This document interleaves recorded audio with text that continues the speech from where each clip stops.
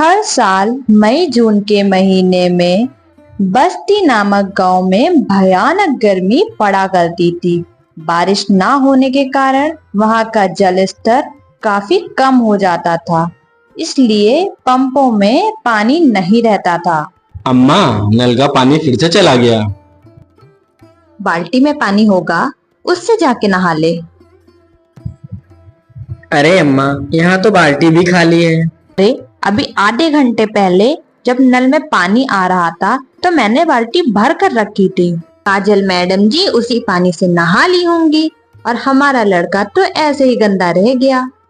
मैंने भी तो कल शाम में पानी भर कर रखा था और तुम्हारा लड़का तो उस पानी से नहा लिया। मैंने तो कुछ नहीं कहा और हमारी लड़की ने नहा लिया तो बहुत बड़ी आफत आ गई है। जैसे अपनी महारानी लड़की जी से कहो नल से खुद पानी निकाल कर रखा करे नहाने के लिए, वरना लगाऊंगी 2-4 थप्पड़, आ जाएगी अकल ठिकाने। अच्छा, मार के दिखाना, जैसे मेरे पास तो हाथ है नहीं। काजल अपनी नानी के साथ अपने मामा के घर में रहा करती थी। उसके माता और पिता की मृत्यु हो गई। काजल की उसकी मामी से बिल्कुल नहीं बनती थी। उसकी मामी हमेशा यही सोचती थी कि वो यहाँ से चली जाए। काजल के माता पिता के मृत्यु के बाद उसकी मामी उसे अपने घर में साथ नहीं रखना चाहती थी, मगर उसकी नानी उसको वहाँ रखना चाहती थी। रात को जब काजल के मामा घर लौटते हैं तब उर्मिला सारी बातें अपने पति को बताती है। आज तो आपकी भांजी मुझसे लड़ने को तैयार हो गई थी। मैंने उससे बस इतना ही कहा था कि कुएं से पानी आज तू निकाल ले, बस महारानी जी चिढ़ गई और लड़ने लगी। वो तो ये कहो राजू घर पे था, उसने कुएं से पानी निकाल कर मुझे दिया। माँ ने कुछ नहीं कहा। वो तो बस काजल की ही तरफदारी करती हैं, उन्हें मैं कहाँ अच्छी लगूंगी। वो तो कहिए कि राजू घर पे था, उसने मुझे इस तरह उर्मिला झूठ बोलकर अपने पति को गुस्सा दिला देती है। रामलाल गुस्से में अपनी माँ के कमरे में जाता है और अपनी माँ और भांजी के कपड़े सारे फेंक देता है बाहर। मामा, आप हमें घर से क्यों बाहर निकाल रहे हैं? तुम लोग यहाँ से बाहर निकलो और जहाँ जाना है वहाँ जाओ। काजल और उसकी नानी सरपंच जी के पास अपने बेटे रामलाल की शिकायत करने पहुंच जाती हैं, लेकिन वे वहां जाते ही देखती हैं कि सरपंच जी को उसकी बहू ने पहले से ही रिश्वत देके अपने पक्ष में करवा लिया है।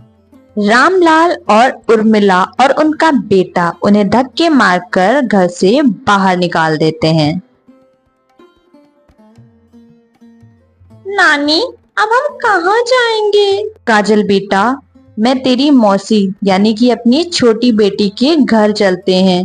वो हमें जरूर मदद करेगी, हमें ऐसी हालत में देखेगी तो जरूर हमारा सहारा बनेगी। भरी दोपहरी में काजल की नानी धूप में चलते चलते गर्मी के कारण बेहोश हो जाती है। काजल इधर उधर पानी खोजने के लिए चली जाती है, लेकिन उसे कहीं भी पानी नहीं मिलता। आसपास सब का सब सूखा ही पड़ा था। वह कोशिश करती है कि उसे शायद ही कहीं पानी मिल जाए, लेकिन नहीं, उसे पानी तो कहीं दूर दूर तक नजर ही नहीं आ रहा था। लेकिन उसने हार नहीं मानी।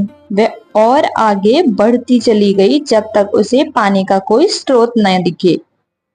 वह आगे गई तब उसने देखा उसे एक कुआं दिखा। वह जल्दी से कुएं के पास पहुंच गई और जब कुएं में उसने झांक कर देखा तो उसमें तो पानी ही नहीं था, वह कुआं सूखा था। हार मानकर काजल अपनी नानी के पास आकर खड़ी हो गई। वह इंतजार में थी कि कोई राहगीर उसकी मदद करे। तभी एक लड़का वहां से गुजर रहा था। उसने जल्दी से जाकर उससे पूछा, सुनो, मेरी माँ को अस्पताल पहुंचा दो और बदले में तुम मुझसे ढेर सारा सोना ले लेना। देर बाद वो नौजवान काजल और उसकी नानी को हॉस्पिटल पर छोड़ ही देता है। अस्पताल में काजल की नानी का कुछ दिनों तक इलाज चलता रहता है और उसकी नानी ठीक हो जाती है। नानी जी, अब हमें मौसी के घर जाकर उन पर बोझ बनने की जरूरत नहीं है। हमारे पास एक जादुई कुआं है जिससे हीरे निकलते हैं। हम उन हीरो को बेचकर अपना गुजारा कर लिया करेंगे। काजल जल्दी से जाकर उस कुएं से हीरे निकालना शुरू कर देती है। अपनी जरूरत के मुताबिक उस कुएं से हीरे निकालती रहती है और उसे एक जगह इकट्ठा कर कर रख लेती है। उसके बाद काजल शहर में जाती है बाजार और वहां जाकर हीरो को बेच देती है और उसी हिसाब से पैसे अपने साथ ले आती है।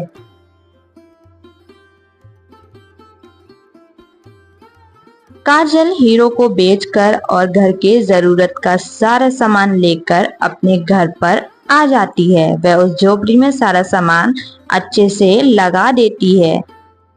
वो नौजवान जब भी उस रास्ते से गुजरता तब वह काजल से मिलकर जरूर जाता था।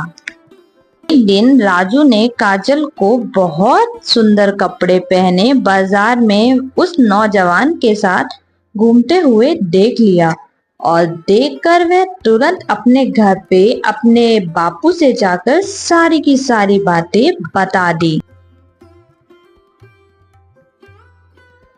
जब वो लोग गांव के बाहर झोपड़ी में रह रहे हैं तो उनके पास इतने पैसे कहाँ से आए? मोहनलाल एक दिन काजल का चुपके से पीछा करता हुआ उसकी झोपड़ी तक आ पहुंचता है और पेड़ों के पीछे से चुप करके देखकर काजल को कुएं से हीरे निकालते हुए देख ही लेता है। ये सब देखने के बाद वह जल्दी जल्दी अपने घर की ओर निकल पड़ता है।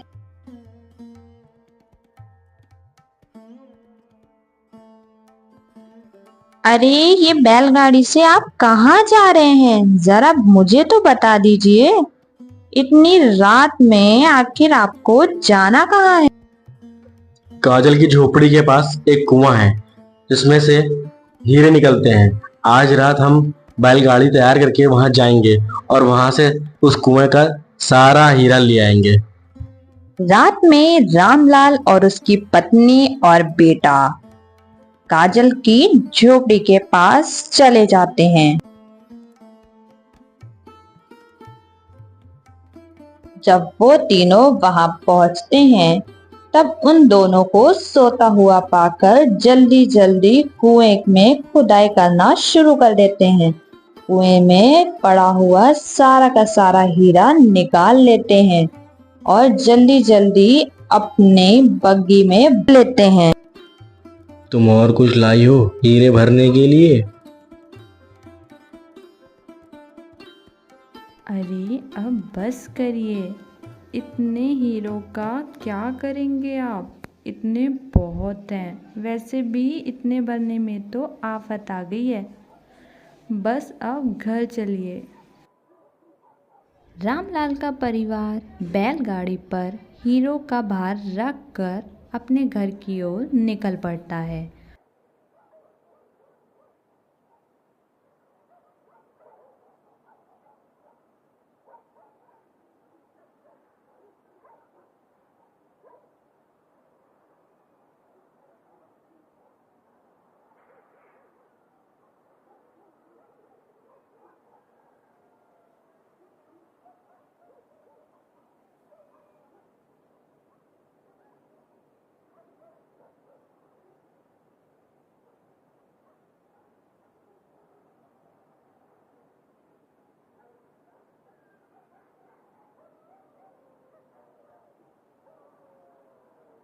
रात में डाकुओं की टोली उसी रास्ते से गुजर रही होती है।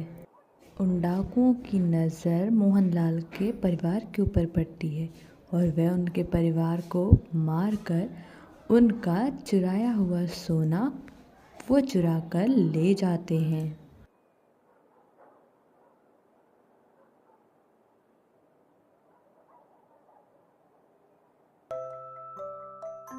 उधर काजल की शादी उस नौजवान से हो जाती है। और वह बहुत अच्छी लाइफ गुजारने लगती है।